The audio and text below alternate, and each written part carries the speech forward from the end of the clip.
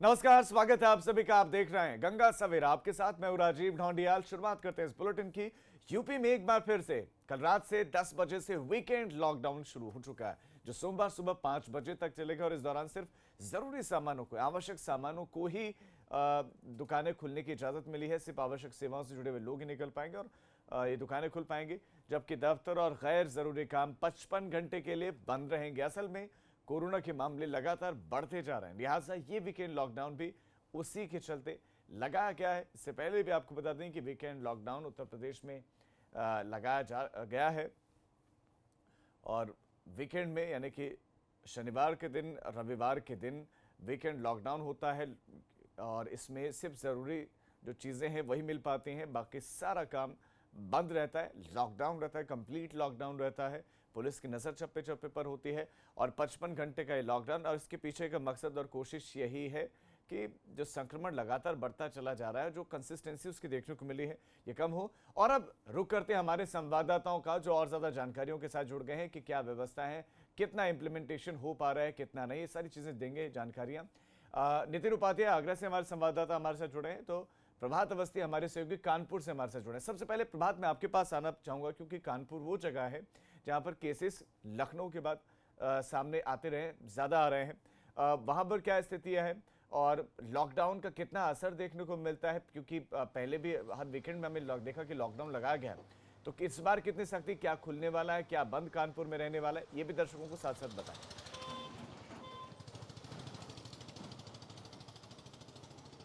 प्रभात, मेरी आवाज़ मिल रही है आपको?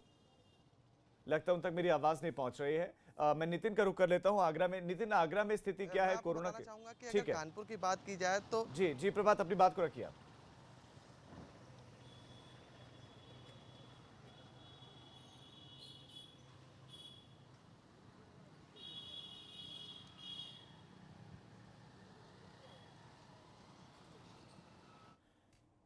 लगता है कुछ ऑडियो प्रॉब्लम है कि उनसे जो है संपर्क बीच बीच में टूट रहा है। रुक करते हैं एक बार आगरा का। आगरा में क्या स्थितियां हैं, नितिन आप बताएं कि वीकेंड लॉकडाउन इससे पहले जो हुए हैं उन लॉकडाउन का कितना असर देखने को मिलता है, कितना इम्प्लीमेंट करवा पाते हैं इस लॉकडाउन को, लोग कहीं बेवजह घूमते हैं या नहीं घूमते, सारी जानकारियां दें। और इस बार के लॉकडाउन में क्या कोई अंतर, कोई और ज्यादा सख्ती?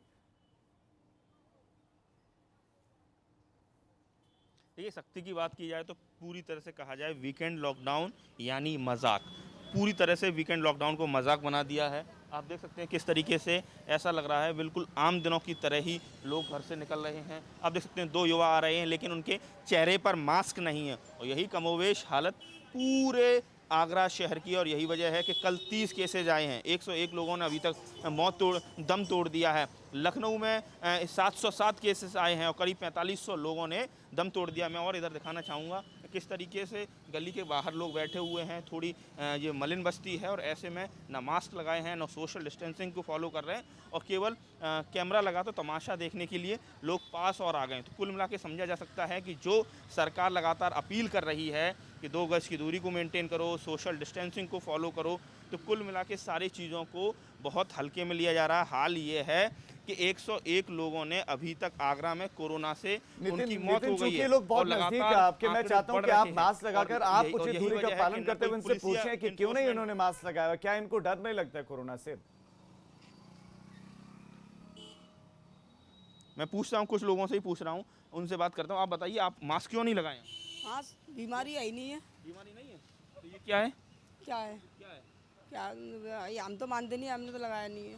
मानते नहीं? हाँ, बीमारी है। मत जे अभी अभी लगा लेते हैं, वो जे मास्क बास नहीं लगाते।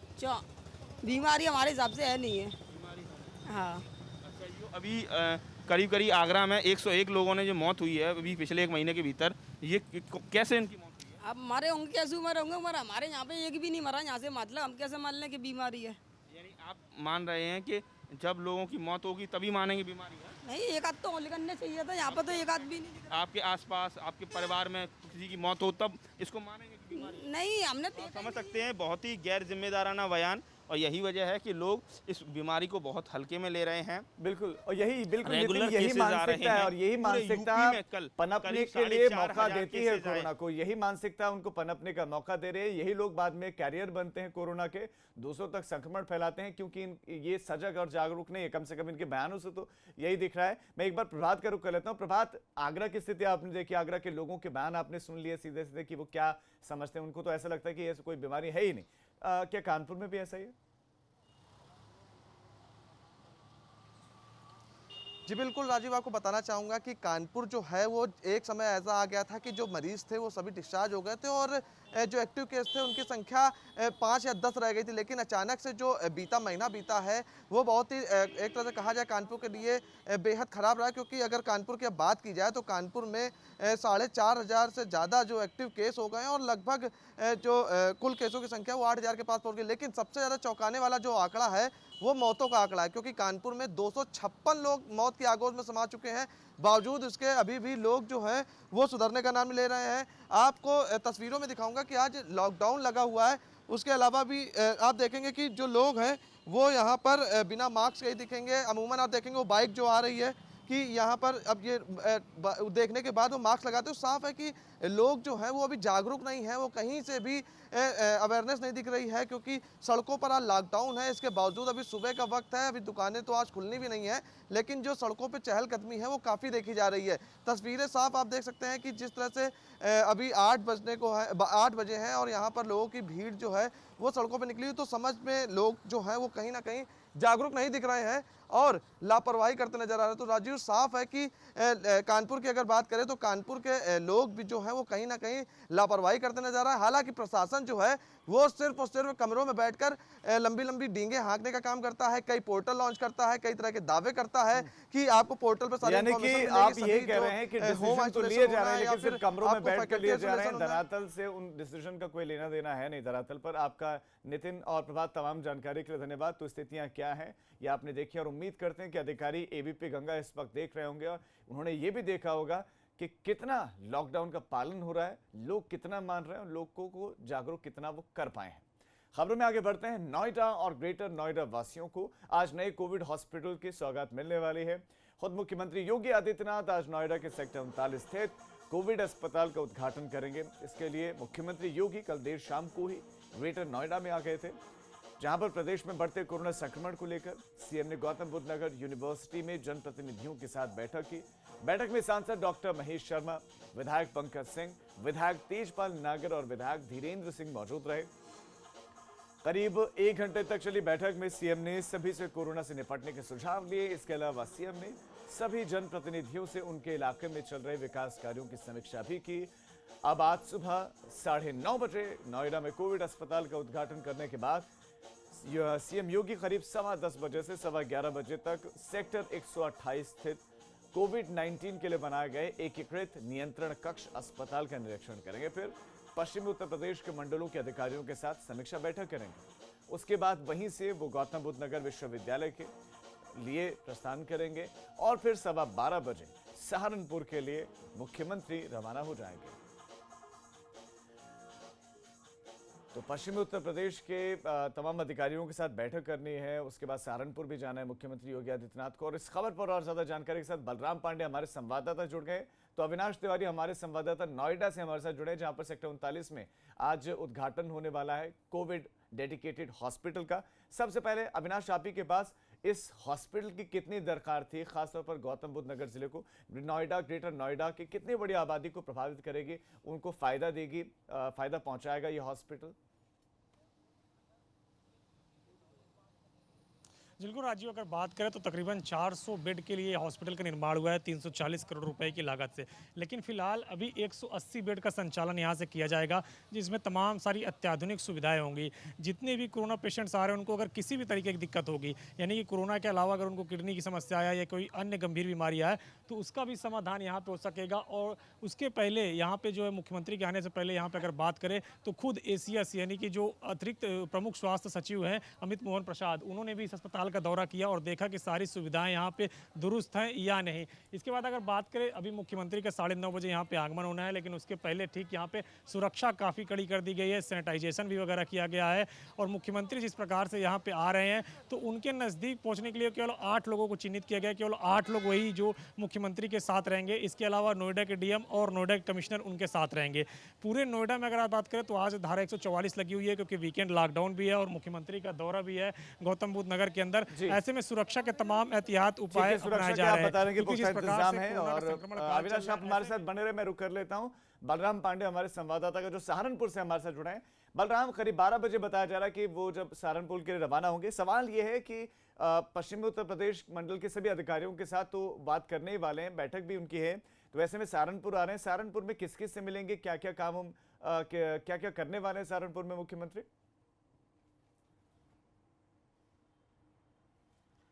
देखिए राजीव, जिस तरीके से पश्चिमी उत्तर प्रदेश में कोरोना संक्रमित मरीजों के आंकड़े लगातार बढ़ रहे हैं, उसको लेकर के सरकार लगातार चिंतित है। और यही वजह है कि अगर हम लखनऊ, कानपुर और आगरा को छोड़ दें तो सबसे ज़्यादा संक्रमित मरीज पश्चिमी उत्तर प्रदेश में पाए जा रहे हैं, चाहे वो नोएडा हो, गाजियाबाद हो, मेरठ हो, सहारनपुर हो। अगर हम सहारनपुर की बात करें तो लगभग 1 बजे मुख्यमंत्री पुलिस लाइन पहुंचेंगे, जहां उनका हेलीकॉप्टर लैंड करेगा और उसके बाद वहां से वो कमिश्नर सभागार पहुंचेंगे, जहां अधिकारियों के साथ बैठ करके समीक्षा बैठक करेंगे कोरोना संक्रमण को लेकर के, कि आखिरकार अधिकारियों ने क्या कुछ इस संक्रमण को रोकने के लिए किया है और उसके बावजूद ये संक्रमण क्यों नहीं रुक रहा है, ये भी जवाब लेंगे। और साथ ही ये भी जानने की कोशिश करेंगे कि आखिरकार जो संक्रमण का दायरा है वो किन किन सेक्टरों में फैल चुका है और उसकी रोकथाम के लिए प्रशासन ने अब तक क्या कार्रवाई की। और जिस तरीके से पूरे पश्चिमी उत्तर प्रदेश में ये जो 55 घंटे का लॉकडाउन है, इसकी तस्वीरें जो देखने को मिल रही हैं, जो सरकार को ये विश्वास था कि इस 55 घंटे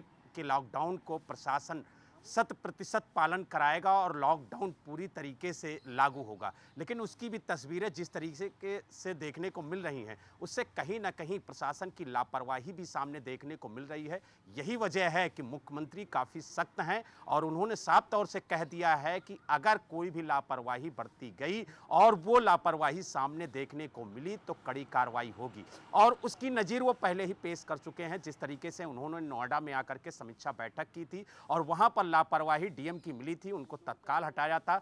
2 दिन बाद उनको लापरवाही सामने देखने को मिली कि सीएमओ की भी लापरवाही थी, उन्हें भी हटाया।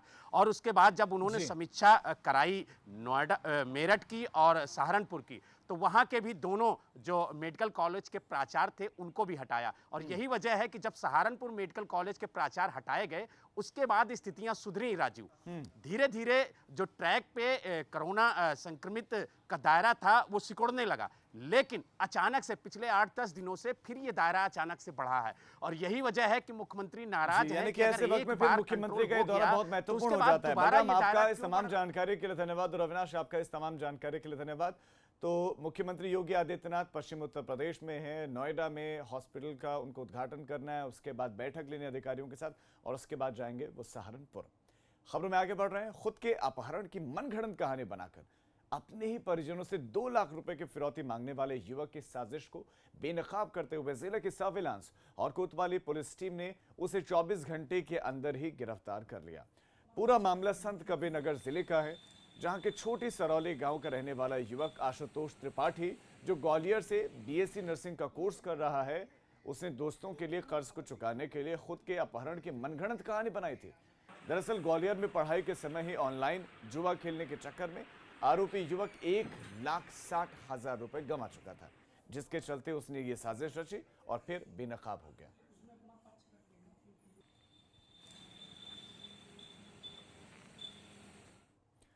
भदोही जिले की ज्ञानपुर सीट से लगातार 4 बार के बाहुबली विधायक विजय मिश्रा की मुश्किलें बढ़ती जा रही हैं। पुलिस द्वारा विधायक के खिलाफ गुंडा एक्ट की कार्रवाई किए जाने के बाद अब उनके रिश्तेदार ने विधायक पर मकान में जबरदस्ती रहने की शिकायत की है, जिसके बाद पुलिस ने विधायक और उनकी पत्नी एमएलसी रामलली मिश्रा और बेटे के खिलाफ मुकदमा दर्ज किया है। आदमी को रंग दिए हैं पास, चोरी डकैती हत्या कभी लिखी नहीं जा रही है। इस मकान में ये लोग रह रहे हैं, ये भी देख लीजिए आप। तो रिश्तेदार ने मकान में जबरदस्ती रहने की शिकायत की है और फिलहाल गुंडा एक्ट के तहत कार्रवाई की जा रही है। विधायक, उनकी पत्नी, उनके बेटे के खिलाफ फिलहाल मुकदमा दर्ज कर दिया गया है। एक बड़ी खबर इस वक्त आपको बुलंदशहर से दे दे, जहां पर एक दिन में 2 जगहों पर मुठभेड़ हुई है। बाइक सवार हिस्ट्री शीटर से काबरा रोड पर मुठभेड़ हुई है। बुलंदशहर से इस वक्त एबीपी गंगा पर यह बड़ी खबर, एक दिन में 2 मुठभेड़, ऑपरेशन क्लीन उत्तर प्रदेश में लगातार चलाया जा रहा है। इसी के तहत मुनार नाम के बदमाश से पुलिस की मुठभेड़ हुई है। औद्योगिक क्षेत्र में मुनार नाम के बदमाश के साथ पुलिसकर्मियों की मुठभेड़ हुई और हिस्ट्री शीटर अमित और उसका साथी भी पुलिस की गोली लगने से घायल हुआ। अमित और मुत्तू कसाई पर 1.5 दर्जन से ज्यादा संगीन मुकदमे दर्ज हैं और ये बड़ी कार्रवाई हुई है कि अब ये इनामी बदमाश, ये हिस्ट्री शीटर पुलिस के हाथे चढ़ गए हैं। और काबरा रोड पर एक मुठभेड़ हुई जिसमें मुनार नाम का एक बदमाश औद्योगिक इलाके से पुलिस की मुठभेड़ में जख्मी हुआ। दूसरा हिस्ट्री शीटर अमित, उसका साथी पुलिस की गोली लगने से घायल हुआ। अमित उर्फ मुत्तू कसाई भी इसको कहा जाता है। कई संगीन मुकदमे, 1.5 दर्जन से ज्यादा इस पर मुकदमे दर्ज है। अनुभव शर्मा हमारे संवाददाता और ज्यादा जानकारियां देंगे। अनुभव, दोनों ही कार्रवाइयों के बारे में बताइए कि कब, कहां पर अंजाम दी गई, क्या क्या कामयाबियां मिली हैं?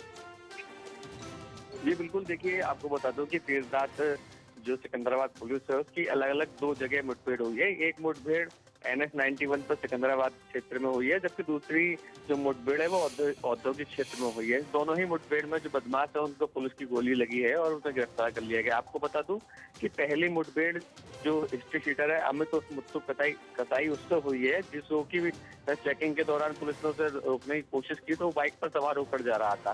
तो पुलिस को रोका, जैसे ही पुलिस ने उसको रोका तो मुत्तू कसाई ने पुलिस पर टीम पर फायरिंग कर दी, जिसमें उस जवाबी फायरिंग में पुलिस की गोली मुत्तू कसाई को लेकर घायल हो गया। जबकि दूसरी मुठभेड़ औद्योगिक क्षेत्र में हुई है, जब एक संदिग्ध को PRV की पुलिस कर्मियों ने रोकने की कोशिश की, उससे पूछा कि कहाँ जा रहे हो, तो उसने भागने की कोशिश की। जब PRV ने उसका पीछा किया तो उसने PRV की जो गाड़ी है उस पर फायरिंग कर दी, जिससे दाहिनी शीशा पर जाके गोली लगी और जो पुलिसकर्मी है वो बाल बाल बचे। जवाबी फायरिंग में जी अनुभव, आपका इस तमाम जानकारी के लिए धन्यवाद। मुजफ्फरनगर पुलिस ने अपने जिले के पुलिस कर्मियों को सेहतमंद बनाने के लिए एक अनूठी पहल की शुरुआत करते हुए जिले में पुलिस कैफे की शुरुआत की है, जहां पर पुलिस वालों को न सिर्फ कम कीमत पर बढ़िया भोजन मिलेगा, बल्कि उन्हें ड्यूटी पर होने पर भी भोजन की डिलीवरी की जाएगी।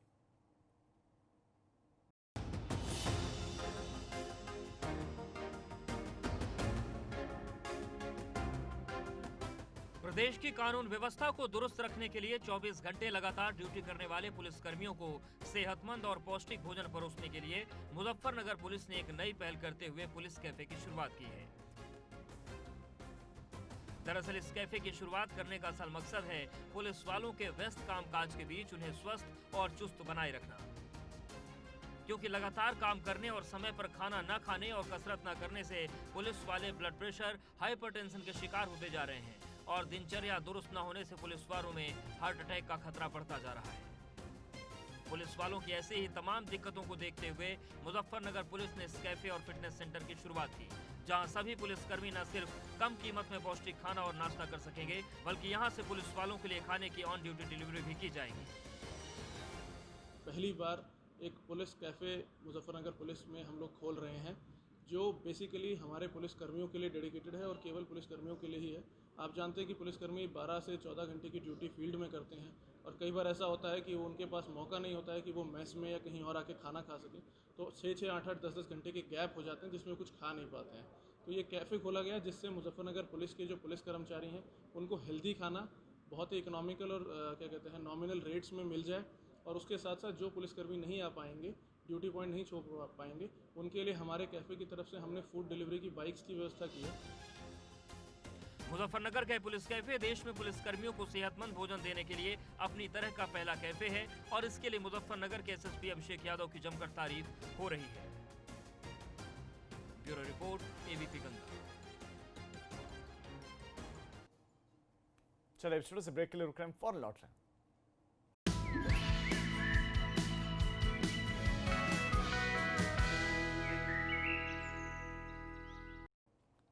ब्रेक के बाद आप सभी का स्वागत है। अयोध्या में राम मंदिर के निर्माण की शुरुआत होने पर गाजियाबाद के रहने वाले सुल्लामल रामलीला कमेटी के पूर्व महामंत्री ने अपनी दाढ़ी कटवा ली है। असल में उन्होंने 1992 में प्रण लिया था कि मंदिर की शुरुआत होने पर ही वो अपनी दाढ़ी और बाल कटवाएंगे। जो संकल्प पूरा हुआ और महामंत्री विनोद कुमार ने अपनी दाढ़ी और बाल कटवा लिया।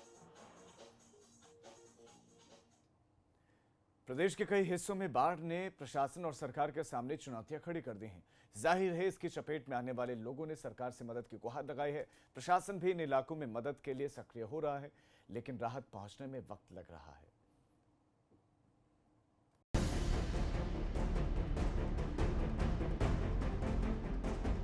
शारदा, राप्ती, गंगा, सरयू ये सभी उन नदियों का नाम है जिनके किनारे जिंदगी बसर करने वाले लोग आज खौफ में हैं। ये तादाद लाखों में पहुंच गई है क्योंकि हजारों गांव बाढ़ की बेबसी झेलने को मजबूर हैं।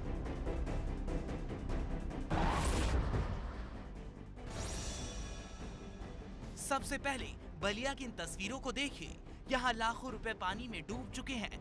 सरयू के पानी ने यहाँ शानदार घरों और गाड़ियों पर पानी ने कब्जा कर लिया है। हालात ये है कि लोग पानी में जिंदगी बिताने को मजबूर हो गए हैं।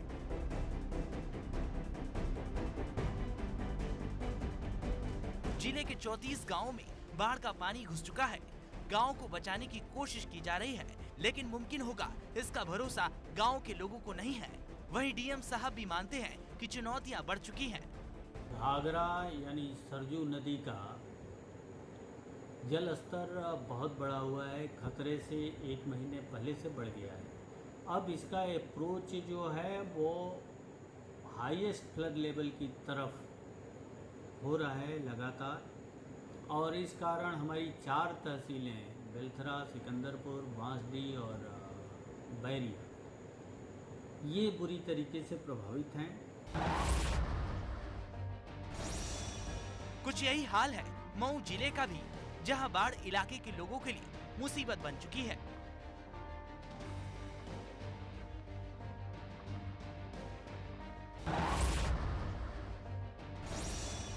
पूर्वांचल में सिर्फ बलिया और मऊ ही नहीं बल्कि गोरखपुर जैसे जिले भी पानी की तबाही झेलने को मजबूर हैं।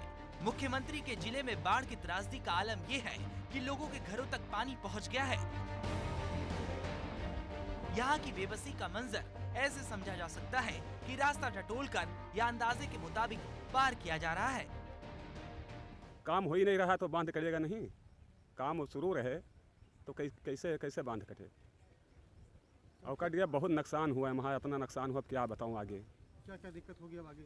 दिक्कत क्या है, दिक्कत है बांध कट गया, सब बहुत नुकसान हो, खेती पाती सब नुकसान हो गया। सब भैंस बढ़िया यहाँ से अपन जान बचावे का आफत है। यहाँ से लगभग सारे लोग को बहुत ज़्यादा दिक्कत हो रही है, और यहाँ प्रशासन की वजह से कुछ यहाँ सुविधा भी नहीं मिल रहा है। जो आ रहा सुविधा वहाँ आधे रास्ते में ही लेके जा रहे हैं, यहाँ तक नहीं पहुँच रहा सुविधा कोई।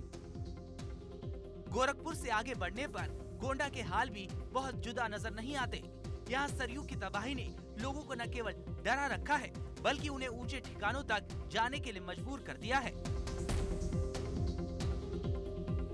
यहाँ के इलाकों का राज्य मंत्री अनिल राजभर ने हवाई दौरा किया, हाल जानने की कोशिश की, लेकिन लोगों को लगता है कि उससे उनके मसले का हल नहीं निकलने वाला है। वैसे राज्य मंत्री अनिल राजभर ने सिर्फ गोंडा का नहीं बल्कि देवरिया और गोरखपुर का भी दौरा किया। यहाँ बाढ़ प्रभावित लोगों की जानकारी ली है। आज ये 4 जनपदों में जो बाढ़ की समस्या है उससे संबंधित जो राहत कार्य चल रहे हैं उसकी समस्या उसके समीक्षा के लिए आज हम लोग यहाँ पर आए हुए हैं। इसके साथ प्रदेश के दूसरे जिलों उन्नाव, लखीमपुर खीरी जैसे इलाके भी बाढ़ की चपेट में पूरी तरह घिरे हैं। जाहिर है अब सरकार सक्रिय हुई है तो माना जा सकता है कुछ मुश्किलें कम होंगी। Bureau report, ABP Ganga.